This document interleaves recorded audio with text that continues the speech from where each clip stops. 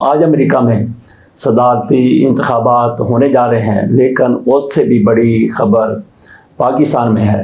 ایک اور قانون بنا دیا گیا ہے، قانون سازی کر دی گئی ہے، بل منظور کر لیا گیا ہے اور یہ سارا کچھ 25 منٹ میں قومی اسمبلی میں، 18-17 منٹ میں سینٹ میں، 41 منٹ میں، کل 41 منٹ میں بل پاس کر دیا گیا اور حکومت اس معاملے میں اسی طرح سے 26ویں آئینی ترمیم بھی کی گئی تھی۔ حکومت ان ساری چیزوں کو لے کر کتنی سنجیدہ ہے، اس کا اندازہ کیا جا سکتا ہے۔ میاں نواز شریف صاحب پاکستان سے باہر بیٹھے ہیں، مریم نواز شریف صاحبہ آج پاکستان سے اس کے باوجود باہر جا رہی ہیں کہ وہ خود بھی کل ہاسپٹل میں داخل رہی تھی۔ کہا جا رہا تھا کہ لندن میں سرجری کروائیں گی، اب کہا جا رہا ہے کہ وہ جنیوا جائیں گی، وہیں پہ میاں نواز شریف صاحب بھی آ جائیں گے اور یہ لوگ واپس آ جائیں گے۔ آصف علی زرداری صاحب پاکستان سے باہر ہیں، 1-2 دن میں میاں شہباز شریف صاحب پھر سعودی عرب جائیں گے اور وہاں سے پھر وہ باکو جائیں گے۔ تو اس سے اندازہ کریں کہ پاکستان کے اندر کے حالات پر ان کی سنجیدگی ہماری قیادت کی کتنی زیادہ ہے۔ آ جاتے ہیں اس بل کی طرف جس میں بہت بڑے بڑے فیصلے کیے گئے ہیں۔ ایک تو پریکٹس اینڈ پروسیجر کمیٹی، اس کو بھی اوپر نیچے کر دیا گیا ہے۔ تو یحییٰ آفریدی صاحب آئے تھے تو انہوں نے فوری طور پر وہی کمیٹی بحال کر دی تھی، خود اس کے سربراہ بطور چیف جیسا، اس کے بعد منصور علی شاہ صاحب، دوسرے اور تیسرے منیب اختر صاحب اس کے ممبر تھے۔ تو یحییٰ آفریدی صاحب اس معاملے کو لے کر بڑے دھیمے طریقے سے بڑے اچھے انداز میں آگے چل رہے تھے، لیکن اب یہ پتہ چلا ہے کہ یہ بھی سینئر ججوں کے مابین بھی اختلافات سامنے آ گئے ہیں۔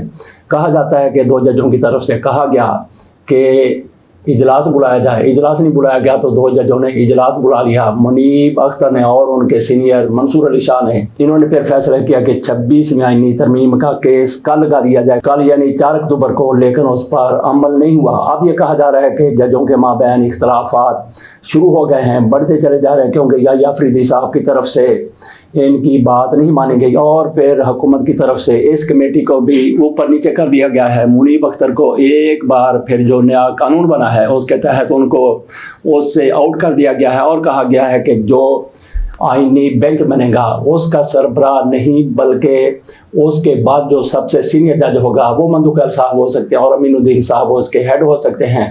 یہ تو اب تک کی اطلاعات ہیں، وہ بندہ بیٹھے گا، کمیٹی نہیں ہوگی۔ تو اس طرح سے معاملات کمیٹی میں بھی منیب اختر کو آؤٹ کر کے رکھ دیا گیا ہے۔ تو یہ کہا جا رہا ہے کہ یحییٰ آفریدی صاحب آج اپنے جو ساتھی جج تھے، جس طرح سے وہ منصور علی شاہ صاحب کو بہت عزت دے رہے تھے، اب کہا جا رہا ہے کہ وہ حکومتی کیمپ میں چلے گئے ہیں۔ تو باقی آج جوڈیشل کمیشن کا اجلاس ہونے جا رہا ہے۔ اگر یحییٰ آفریدی صاحب چاہیں اور وہ کے مطابق وہ فیصلہ کریں تو یہ اجلاس نہیں ہو سکتا، کیونکہ اس کے ایک ممبر ہوں گے بینچ کے سربراہ، بینچ کے سربراہ تو ابھی بنے ہی نہیں ہے، تو کس طرح سے یہ اجلاس ہو سکتا ہے، کیونکہ یہ مکمل ہی نہیں ہے جوڈیشل کمیشن۔ تو حکومت کی طرف سے اس میں اپنے ممبر شامل کر دیے گئے ہیں، وہاں پہ اکثریت حکومت کی نظر آ رہی ہے، لیکن اگر یحییٰ آفریدی صاحب ڈٹے رہتے، اپنے پاؤں پر کھڑے رہتے، ساری جج صاحبان ان کے ساتھ تھے، لیکن اب یہ کہا جا رہا ہے کہ ججوں کے مابین اختلافات ہو گئے ہیں۔ یہ بڑے بڑے رپورٹرز کی طرف سے دعوے کیے گئے ہیں اور یہ وہی رپورٹر ہیں جن کے پاس اندر کی خبر ہوتی ہے، ان کی خبر میں بہت زیادہ صداقت ہو سکتی ہے، لیکن معاملات اس کے برعکس بھی ہو سکتے ہیں۔ بہرحال دیکھتے ہیں کہ یہ پاکستان ہے، یہاں پہ کسی بھی لمحے کچھ بھی ہو سکتا ہے۔ تو جو نئے بل منظور کیے گئے ہیں، جو نئے قوانین بنے ہیں، یوسف رضا گیلانی صاحب بالکل تیار بیٹھے تھے، کیونکہ ان کو کسی قسم کی کوئی دوائی کھانے کی ضرورت نہیں ہوتی۔ یہ تو صدر پاکستان جو اصل میں ہیں، اور کس قسم کے اصل صدر پاکستان ہیں آصف علی زرداری صاحب، ان کے پاؤں میں آج کل موج آ چکی ہے، وہ دبئی میں بیٹھے ہوئے ہیں، ڈانس نہیں کر سکتے، کوئی فیصلے نہیں کر سکتے۔ پاکستان ان کا آنا کتنا زیادہ مشکل ہے، پاؤں میں موج آئی ہے تو پاکستان 1 مہینے کے لیے وہیں پہ بیٹھے ہوئے ہیں۔ بات ہم کر رہے تھے کہ امریکہ میں صدارتی انتخابات ہو رہے ہیں، ٹرمپ اس دوڑ میں آگے ہیں، بہت آگے ہیں۔ کملا ہیرس کی طرف سے کہا گیا ہے کہ ابھی سے ایسی باتیں نہ کی جائیں جو ان کے اندر کی مایوسی کا اظہار ہے۔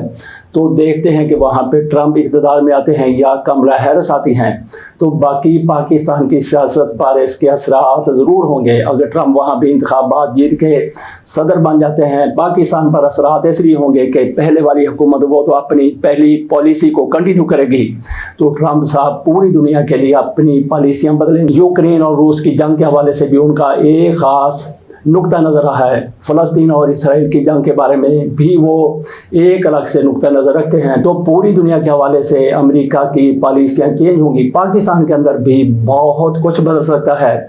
तो क्या इसका अंदाज़ा करते हुए कि अगर ट्रंप वहाँ पे इक़्तिदार में आ जाते हैं तो पाकिस्तान में ये तरमीम की गई है कि आर्मी चीफ की मुद्दत 5 साल के लिए बढ़ा दी जाए। हाँ, बिल्कुल ऐसा ही पाकिस्तान में हुआ है। जो बिल मंजूर हुए हैं उनमें सारे चीफ्स की मुद्दत मुलाजमत 5 साल कर दी गई है। जो भी चीफ बनेगा, आर्मी चीफ बनेगा, एयर चीफ बनेगा, नेवल चीफ बनेगा या जॉइंट सर्विसेज का चीफ बनेगा, वो 5 साल के लिए बतौर चीफ काम करेगा। इसके साथ साथ जजों की तादाद वो 17 से बढ़ाकर ज़रबे 2 करके 34 कर दी गई है। ये तो सुप्रीम कोर्ट के जज साहिबान होंगे जो नए आएंगे। आजकल जजों की तादाद वहाँ पे 16 है, क्योंकि काजी फाइज साहब रिटायर हो चुके हैं, उनकी वैकेंसी खाली है। तो 18 जज मजीद भर्ती किए जाएंगे। तो कहा जाता है कि ये हुक्मरान, आज की हुकूमत अपनी मर्जी के जज भर्ती कर लेगी। 18 जज सुप्रीम कोर्ट में, 3 जज इस्लामाबाद हाई कोर्ट में और बाकी जितने भी हाई कोर्ट्स हैं। सदीक जान की रिपोर्ट के मुताबिक वो कहते हैं कि बाकी जजों के जितने हाई कोर्ट्स में जज कम हैं उनकी वैकेंसियाँ भी पूरी की जाएंगी। तो ये हुकूमत अपने 60 जज सुप्रीम कोर्ट और हाई कोर्ट्स में ले आएगी। और तो अगली कितनी मुद्दत तक ये सारे सुप्रीम कोर्ट और हाई कोर्ट्स इनके अंडर होंगे, इनके चुंगल में होंगे, जैसे चाहेंगे वैसे फैसले करवाएंगे। तो इनकी ये कोशिश होगी कि 40 साल की उम्र के या 45 साल की उम्र के जजों को भर्ती किया जाए और फिर वो अपनी 65 साल की उम्र तक, कितने साल तक, 20 साल तक, 25 साल तक सुप्रीम कोर्ट पर या हाई कोर्ट्स पर वो हावी रहें। ये तो इनकी प्लानिंग हो सकती है। एक प्लानिंग और कहीं भी होती है जिस पर कुछ लोगों को यकीन है, कुछ लोगों को यकीन नहीं भी है। तो बहरहाल इनकी तरफ से ये मनसूबाबंदी की जा रही है। लेकिन कहते हैं कि टेंशन लेने का नहीं बल्कि टेंशन देने का। लेकिन हम ये कहेंगे कि टेंशन लेने का नहीं और किसी को टेंशन देने का भी नहीं।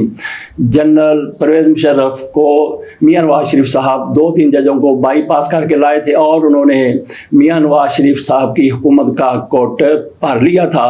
इसके साथ साथ जुल्फ़िकार अली भुट्टो जनरल ज़िया उल हक को 6-7 जजों को बाईपास करके लाए थे और उन्होंने जुल्फ़िकार अली भुट्टो की पहले हुकूमत का कोट भरा और उसके बाद जुल्फ़िकार अली भुट्टो का उनका भी कोट भर के उनको अदालत के ज़रिए फांसी के फंदे तक पहुंचा दिया था।